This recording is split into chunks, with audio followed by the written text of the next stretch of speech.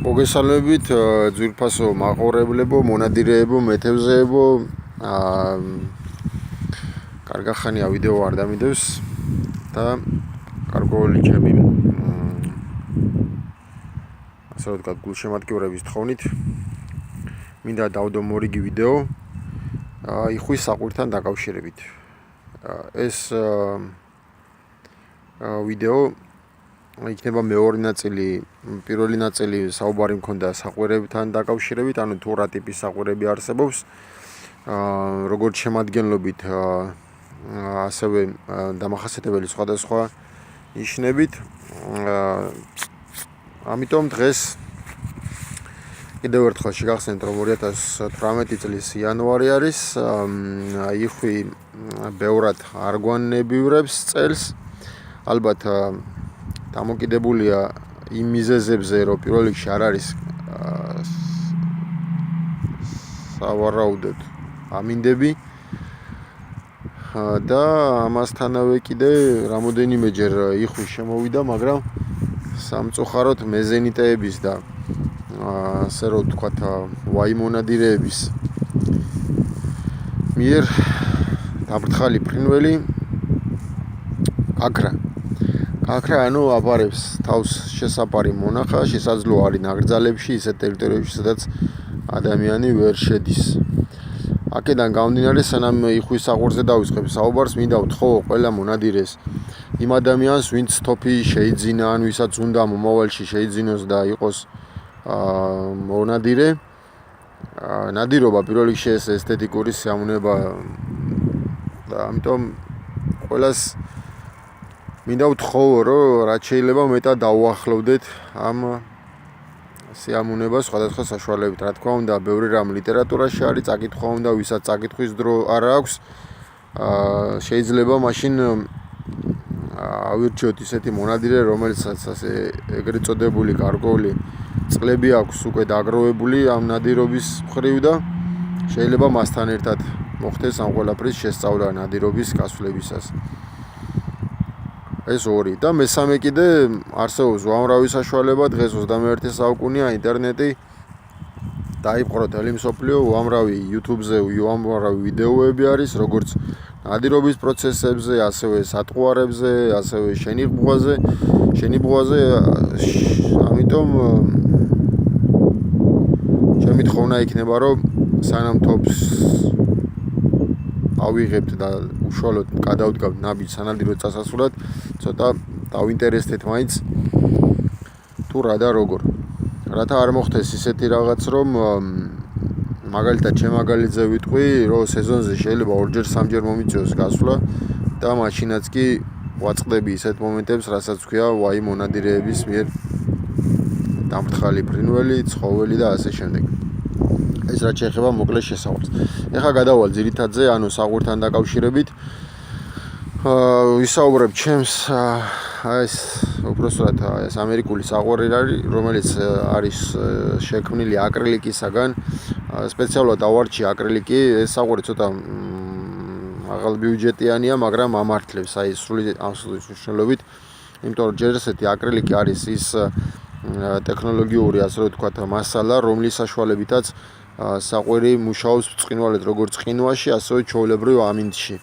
ანუ არ ხდება მისი, ასე რომ ვთქვათ, ხმის დაბუგვა, ანუ არ იკეტება საყვირის ენები. ამ შემთხვევაში საყვირი ორენიანი არის, მუშაობს საკმაოდ სერიოზულად, არ ეწებება ერთმანეთს და რა ვიცი, მე ვურჩევდი ყველას, მართალია ცოტა როგორც გითხარით, ზემოთ მაღალბიუჯეტიანია, მაგრამ ღირს, დამერწმუნეთ ღირს.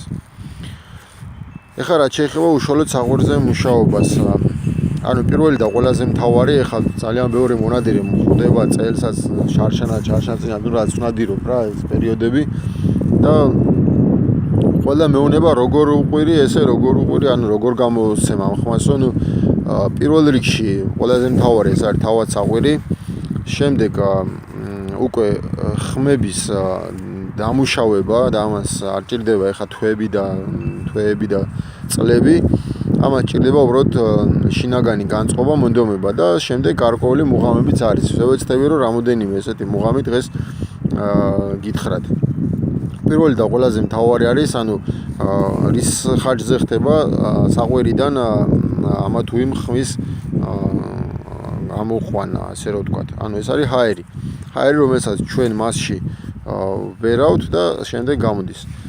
ანუ საყვირს აქვს ორი მხარე, როგორც ვიცით, და აუცილებელი არის, რომ ყოველთვის ჩავბეროთ იმ მხარეზე, სადაც ენის თავები მოჩანს. აი, მაგალითად ეს ჩანს ენის თავები. არსებობს, ანუ ჩაბერვისას პირველ რიგში უნდა გავითვალისწინოთ ის მომენტი, რომ ჰაერი, რომელიც ამოდის, რომელსაც ვერავთ საყვირში, არავითარ შემთხვევაში არ უნდა იყოს, აი მაგალითისთვის შეიძლება ვთქვათ, აი მინა რო ავიღოთ და მინაზე შეგვიბერია, ხო, აი ჰაერი პირიდან სიტყვაზე და გავორთქლილა მინა, აი დაახლოებით ესეთივე ამომავალი, ჰაერი უნდა შედიოდეს ამ საყვირში.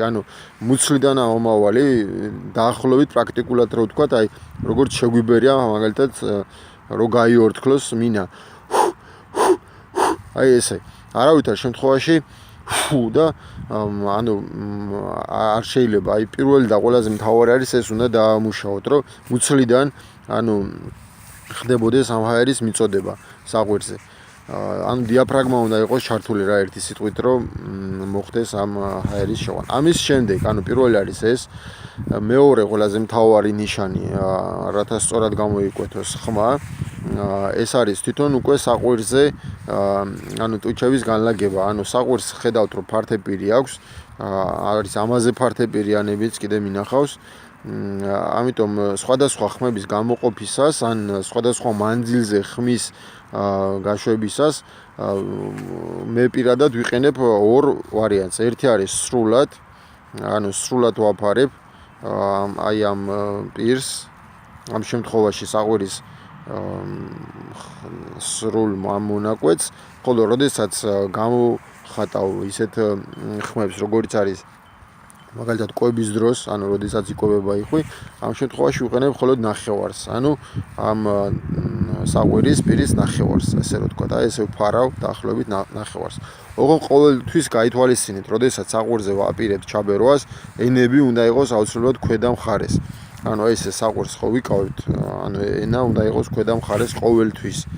ეს გარკვეულწილად იცავს ენებს შეწებვისაგანაც, იმიტომ რომ ხშირ შემთხვევაში ჰაერი, რომელიც ამოდის ორგანიზმიდან არის თბილი და ის იწვევს, რა თქმა უნდა, დაორთქლას, სიცივეში ორთქლი გამოიყოფა, ორთქლიდან წყალი და შესაბამისად ხდება შეწება. ამიტომ ეს არ მოხდეს, კიდევ უფრო დაზღვეული რო ვიყოთ, ყოველთვის ვიყენებთ აი ესეთ ფორმით. საყვირის მუშაობისას ყოველთვის ენები უნდა იყოს ზედა მხარეს განთავსებული, აი ეს. და არა პირიქით. ეხლა რაც შეეხება რამოდენიმე ხმა შეიძლება დღეს გავიაროთ რამოდენიმე ხმის გამოცემა. ერთ-ერთი როგორც გითხარით არის კვების ხმა, როდესაც იხვი ზის და იკვებება, რომელიც ძალიან მუშაობს, აი შემეძლია პირადი გამოცდილებიდან თქვა აღნიშნო, რომ რამოდენიმეჯერ მე პირადად შემომიბრუნებია იხვი, რომელიც ტყიდან გამოდის, ან მოდის დასაჯდომად, წრეზე შემოსულა და ამ საკვები ხმის გამოცემისას გუნდიც კი ყოფილა შემთხვევა, რომ გუნდიც კი შემოსულა სასროლზე. ერთი ესეთი შემთხვევაც ჰქონდა, ცოტა ესე უკვე საღამო ხანი იყო, სადღაც რვის ნახევარი, ზამთარში იცით რომ რვის ნახევარი უკვე თითქმის ფაქტიურად ნელი არის და თქვენ წარმოიდგინეთ რვის ნახევარზე აი ამ კვების ხმის გამოცემისას იხვი პირდაპირ ჩემსკენ, რამოდენიმე იხვი იყო პირდაპირ ჭილამის დამეტაკეს რა, ესეთი შემთხვევა ჰქონდა. ფაქტიურად ეს იქიდან გამომდინარე, რომ ვერც ხედავდნენ, მაგრამ იმდენად დარწმუნებულები იყვნენ, რომ ამ ხმის ამით იმის თქვა მინდა, რომ ხმა იმდენად კარგად გამოიცემა, კვების ხმა, რომ იხვიც მოდიოდა. ეხლა ბევრი რო არ ვისაუბროთ, გადავალ უკვე პრაქტიკულ ნაბიჯებზე, როგორც იცით, საყვირი აუცილებლად უნდა დავიკავოთ აი ესეთი ფორმით ხელში. აი უნდა მოვაქციოთ ორ თითებს შორის, უფრო პრაქტიკული არის. და როგორც გითხარით, კვების დროს აუცილებლად ვახდენთ ნახევარი დაფარვას. დაახლოებით ან ზედა მხარით, ან ქვედა მხარით. ორივე მუშაობს ამ შემთხვევაში. ეხლა ვეცდები გამოვცე კვების ხმა და შესაბამისად თქვენთვის მომინდია უკვე შესწავლა. Როგორც გითხარით, ხმას გამოცენ დიაფრაგმიდან და ვცდილობთ მაქსიმალურად რომ განვასახელოთ თვითონ მინაზე უბერავთ ჰაერს, აი ესეთი ფორმით.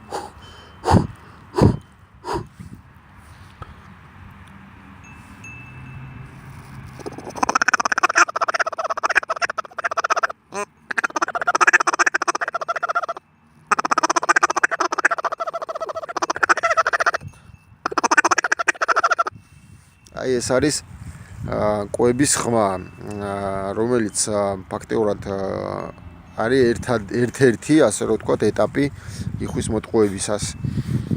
მეორედ ასევე მნიშვნელოვანი არის კიდე, როდესაც მდგევართ საფარში და გვინდა იხვის ყურადღება მივიქციოთ. ხედავთ ჰორიზონტზე იხვი არ ჩანს, ნუ იცით ახლა იხვის შენიღბვის და სწრაფად გამოჩენის თემები, მაგას ახლა ცალკე არ განვიხილავ, ვინაიდან საყვარზე გვაქვს დღეს საუბარი და ფაქტიურად, როდესაც ვერ ხედავთ, ანუ ხედველების არის ან ღრუბელი, ან ისლი, ან ცუდი ამინდია, ან თუნდაც შეიძლება კარგი ამინდი იყოს, მაგრამ მაინც ვერ ვამჩნევდეთ ჰორიზონტზე, არის ესეთი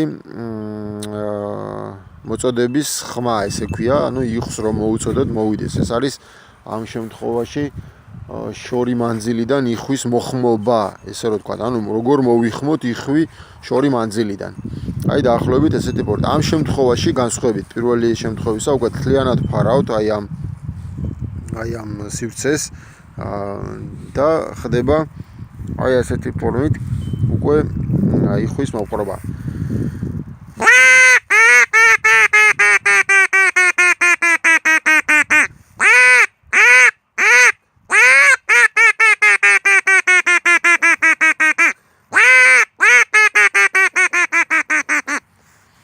იმედია ხმა კარგად ისმოდა. შესაბამისად, აი ეს არის ასე რომ ვთქვათ, როგორ მოვიხმოთ იხვი შორი მანძილიდან. აი ასეთი ტიპით ვახორციელებთ ამას. ნუ ეს რა თქმა უნდა, გადამის შემთხვევაში შეიძლება გადამული იქნეს ორივე ეს ეტაპი, ანუ ჭამის და მოხმობის და არის კიდე ესეთი, ეს უკვე ჩემი პირადი პრაქტიკიდან ხშირად მქონია შემთხვევა, როდესაც ვნადირობ უყიყინებ, თქვათ, ანუ საყვირიდან გამოვცევთ ხმას და უეცრად მესმის, ანუ შეხმიანება იგივე იხვიდან, შესაძლებელია იყოს მამალიც და დედალიც. ორივე შემთხვევა მქონია მე პირადად ჩემს პრაქტიკაში და აი ასეთ შემთხვევაში უკვე გადავდივართ შემდეგ ეტაპზე, ანუ ეს არის ჩვეულებრივად ამ შემთხვევაში არა მოხმობა, არამედ შეპასუხება, ესე რომ ვთქვათ, ანუ იხვი რომელიც გვეძახის, მასზე შეპასუხება. აი დაახლოებით ესე ჟღერს.